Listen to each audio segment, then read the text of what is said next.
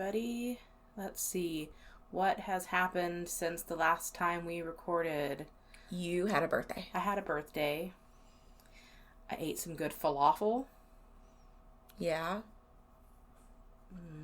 I wanted to apologize to you for your birthday. Oh? Yeah. Well, I feel like you had a really crappy birthday this year. Because, like, on your actual birthday, like, me and Bear were in town late because I had to work late. And then he had piano lessons. And then he didn't end feel up having good. piano lessons, though. Yeah, but then he didn't feel good. And then I had a migraine. And I felt like we just, like, kind of ran in the house and threw your presents at you and went to bed. It happens. So, You can buy me some more falafel. It's so smelly.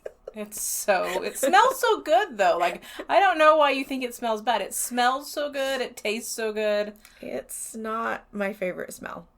Falafel is amazing. I'm glad that you've discovered it and that you like it, but shoo, it's not for me. Ugh, it's delicious, and I think it smells delicious. Well, to each their own, I guess. Tonight I had pizza and watched King of the Hill. Taco pizza? No, Veggie Lovers pizza. No. I wonder if she's ever had taco pizza before. I'll have to ask her. I don't know. Well, I worked, and then I ate a baked potato. Yeah. I mean, I worked today, just not this evening. Yep. I had to deal with middle school kids all day. Yeah, they're worse than high school kids. Yeah. So far, sadly, everyone is worse than high school kids. You would think the high schoolers would be the worst. You would think, but everybody else is worse than high school kids. Yep. Okay, so we have an episode. Yeah, well, so... It's a little late, but... Yeah. This week was just so hectic. Yeah, we had a lot going on this week. And it's still hectic. Yeah. It hasn't ended yet. We're not done with the hecticness, but we've got to get this episode in somehow. Well, that's right. We couldn't leave you hanging. So, I thought, in honor of your birthday, okay, and to try to make up for your crappy birthday, okay, that I would give you a little treat. Oh? Yeah. I know. I don't think our show is really about treats. This one's a treat. Okay. All right. So, this story is, like, widely covered on several podcasts, and I listened to 3 different shows. Okay. So I listened to the episode that last podcast on the left did, Mm-hmm. and they did a really good job talking about, like, the supernatural aspect of the story. Okay.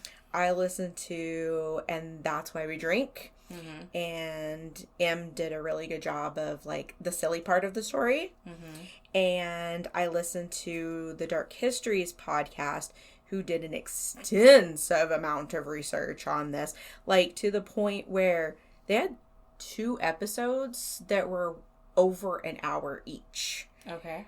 Like, he was talking about that he, like, paid money for, like, old newspapers and things to, like, get research on this, and Okay. I did not do that, but,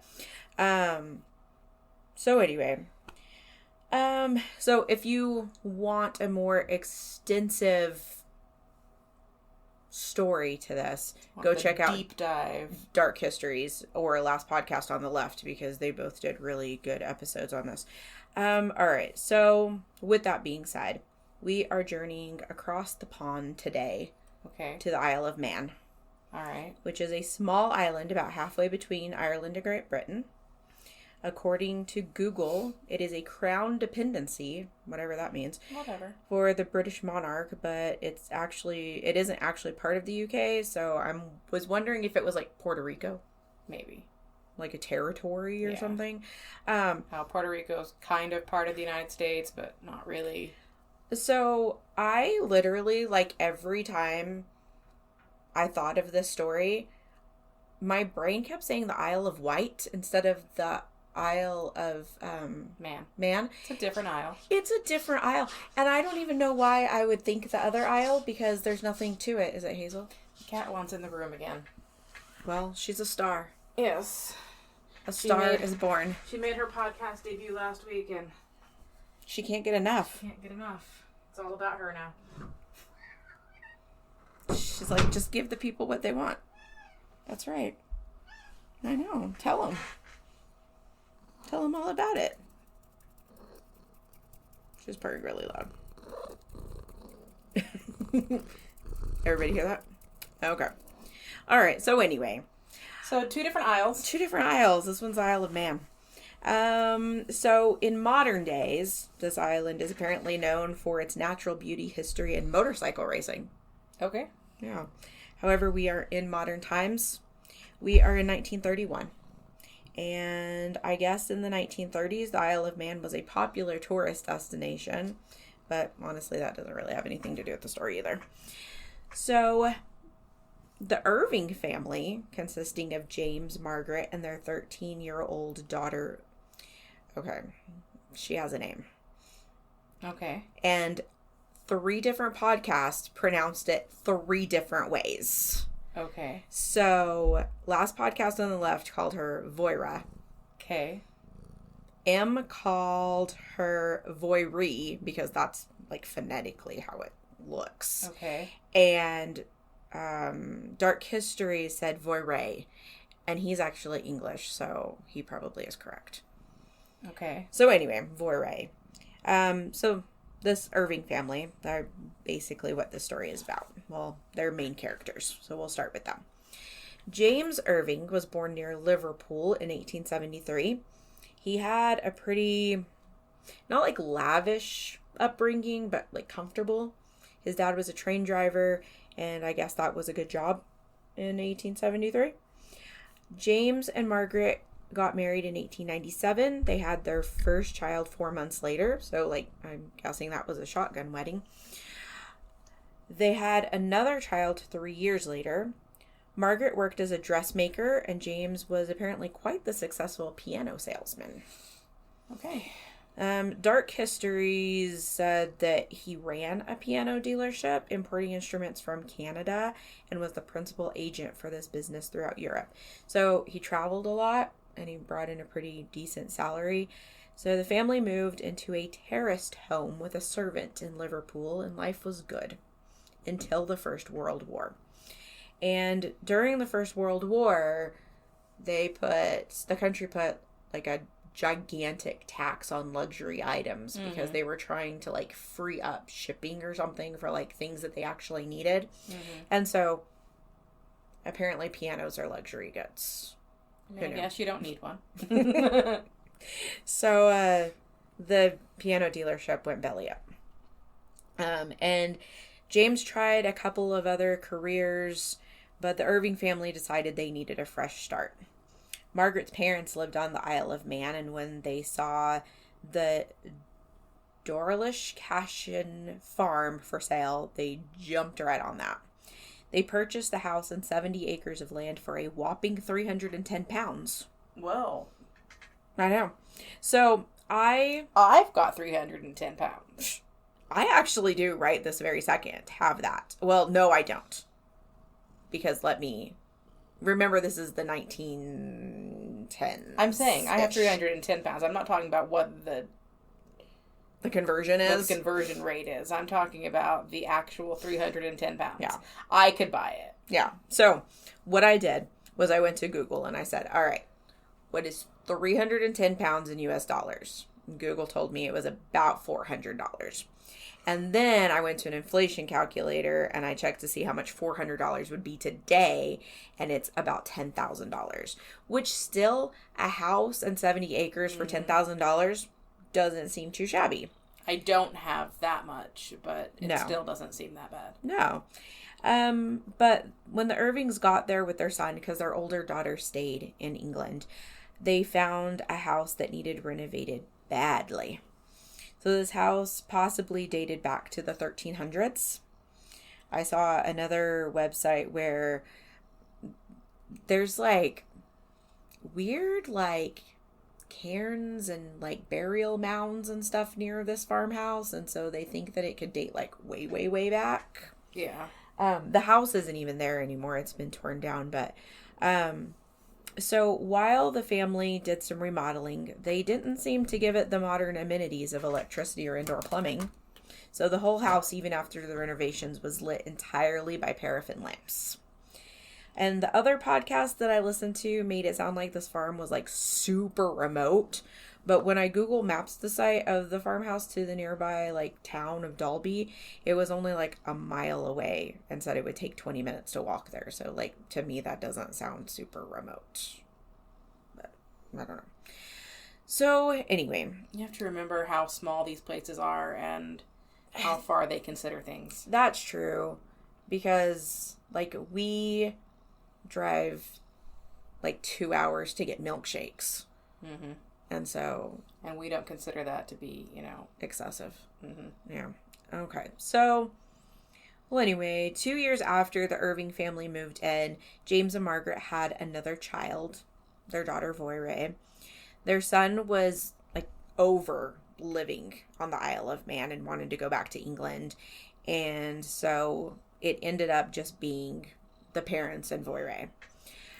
And another thing that I forgot to mention was that apparently this land was like a farm, but was like hard to farm. Okay. And so they weren't even doing well as farmers from what I could tell. One source said they were living on 15 shillings per week, which roughly translates to like living on $35 a week now. So now we're going to fast forward to 1931. And Voiré is now 13. And the family is still steadfastly sticking to this farm. And on Sunday, September 13th, which I thought was very specific, James and Margaret start hearing strange tappings and knockings coming from the ceiling of the house. Okay. And they figured it was just a mouse or some other critter. Like that? Just like that. The cat's knocking something over. Yeah. Okay, so nappings Nappings and tappings. Yes. So, critter. So, James climbs up to see if he could see any signs of an animal living in the attic, and he doesn't see anything, but he finds something strange. Dark Histories was the only place that I heard this detail, but James found a small Indian statue that was his, but he had no idea how it had gotten into the attic. Okay. Yeah. So the noises keep happening, and after a few days, the sounds start changing. So adding to the taps and the knocks, now they start hearing things that sound like cats hissing and dogs barking and like weird breathing noises. And then they start hearing noises like something was running back and forth through the house. And whatever this was causing enough of a ruckus that a painting on the wall started swinging on its nail. And they start figuring that this is some sort of like rat or infestation of rats until they start hearing laughing. The rats think it's funny. The rats thought it was hilarious. They were having a really good time. Watch us make this painting move and these people freak out. Yeah. Let's tap and knock on things and scare the humans. So like the mice in Coraline. Yeah. Yeah. Okay. So it's not just laughing, it's like evil cackling laughing. Okay. And so these noises That's went on. That's not ominous at all. Right. I would have just left. I only paid £310 for this place. We got our £310 worth. Well, it's like the people who bought the Amityville house and they like literally stayed there for a night. They were like, never mind. We don't need to own this house anymore. So this goes on for like a month. And I don't think I would have lasted a day. So one night, James was in the outhouse and he hears rocks being thrown at the door. And another time, Voiré had rocks thrown at her in the house. And so now it isn't just making noises. And James even thought that at one point the thing spit on him. And he was also sure that it was peeing in the house because there was wet patches that couldn't be explained. But I was just like, but also did it stink? Right. So, I don't know. So James starts hearing the noises change into something that he described as the gibberish of a baby making sounds when it's learning to talk. So he starts teaching it to talk. Why? I don't know. I mean, like, what's worse? It making weird noises at you, or it saying words to you? I mean, maybe he was like, maybe if I teach it to talk, it can tell me what it's doing. I don't know. And so... I don't know how I feel about that. The way I'm interpreting this next part is that he would do the thing that we do with children where we're like, what does a cow sound like? And then the thing would like moo at him. Or he would like be like, what does a dog sound like? And then the thing would bark at him. And so within the week, this thing starts speaking like full English. Well, it's very intelligent. And its voice was high-pitched, like shrill, and it still did the creepy maniacal cackling. And sometime in October, James and Voyre claimed that they glimpsed the creature. And they described it as a small animal with a rat-like body with a long bushy tail, and its fur was yellowish speckled with brown. But its paws were actually human hands, the size of a doll's hands. Okay. I told you this was a special treat for your birthday. Okay. Yeah. So, naturally, James decides to name his new pet. And he names him Jack. And then he decides, maybe instead of it being my pet, I should kill it. And so he tried to shoot it. And then he tried to trap it. And then he decided to poison it by leaving poisoned bread out on a tray near the place where they, like, claimed that they saw the creature, like, go behind, like, the wall or whatever. Okay. So that night, the creature screamed for a solid 20 minutes. But the thing didn't seem to have died because they continued to hear the noises every night. Well, was it screaming because it was trying to be killed or screaming because it ate poisoned bread? Like, I don't know. I'm guessing because it ate poisoned bread. But, like, these noises are so bad at night that it's, like, keeping everybody awake. So one night, the voice told Voyre, I am a ghost in the form of a weasel. I shall haunt you with weird noises and clinking chains. okay. A weasel with human hands. Yes. And understandably, Voyre freaks out and asks to move into her parents' room. Well, so they're trying to I would ask to move out of my parents' house. Bye-bye. I'm going to go live with my sister and brother in England. See ya. Bye. So they are trying to take her bed to their room, and the voice tells them, I'll follow her wherever you move her. So, like, at this point, I was kind of thinking of the Bell Witch. Yeah. But it doesn't seem to be hurting Voyre, except for the one time that it threw rocks at her. But I don't know. Which was a little more menacing than that. She liked, or it, I don't know, liked to slap the girl that, I can't remember her name. We'll do that on another episode. So, Betsy, maybe? Something like that? I don't know. I don't remember. So, now James is like, you know what?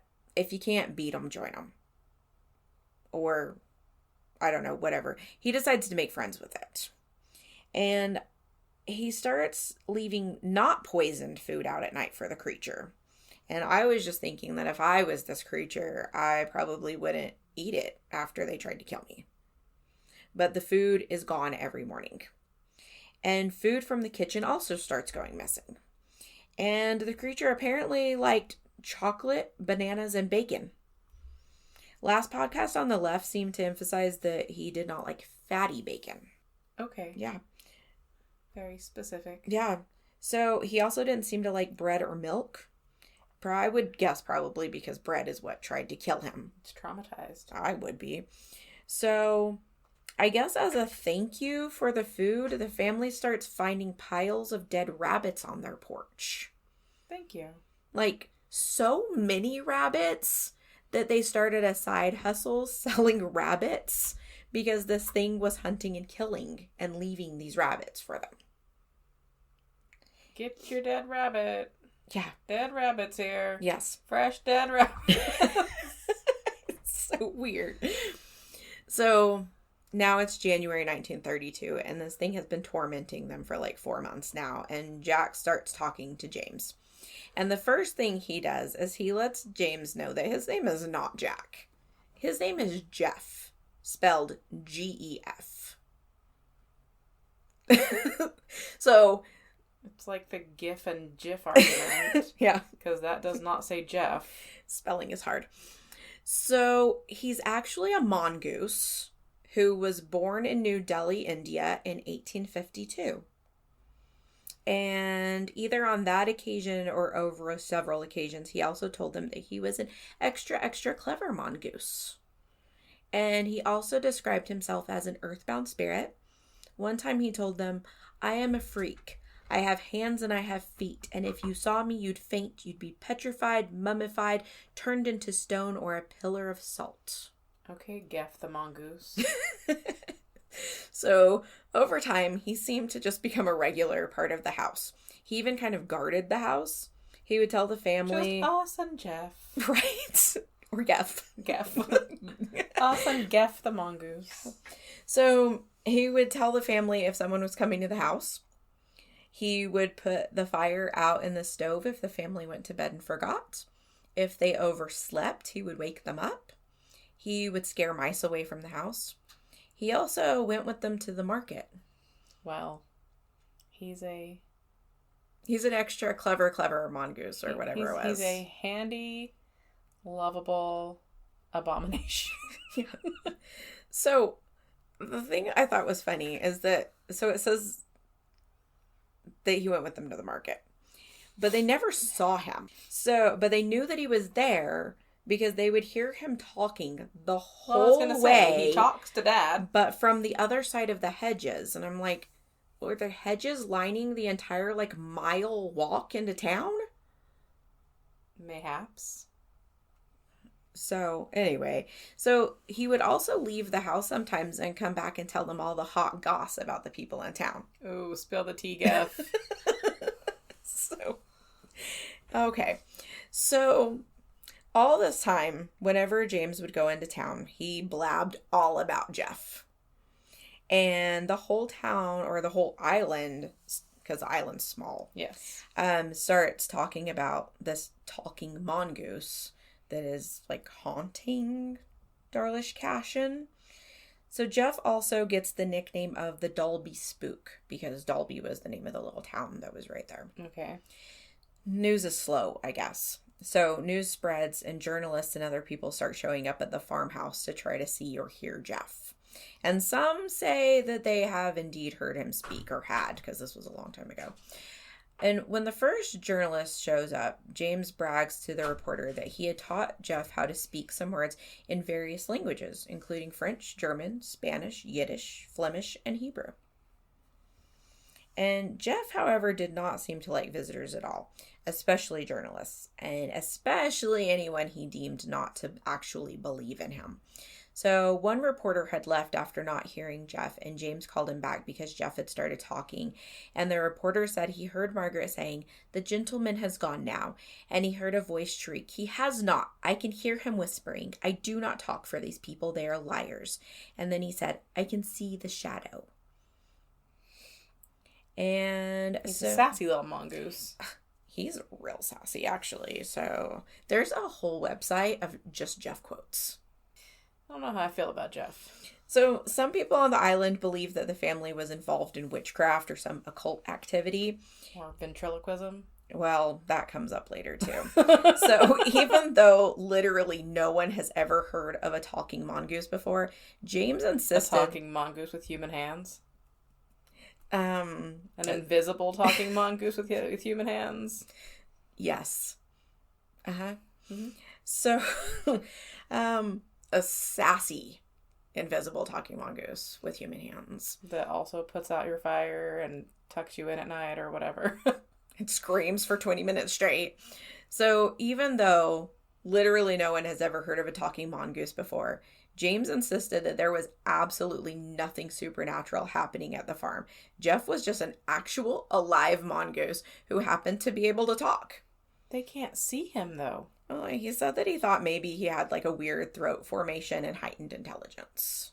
But they can't see him. But Jeff told them he was a mongoose. And if there's nothing supernatural happening, why is Jeff invisible? He hides behind the walls. Oh. All right, guys. Thank you for listening to part 1 of the Twisted and Mysterious podcast. Remember, people are gross and don't get murdered.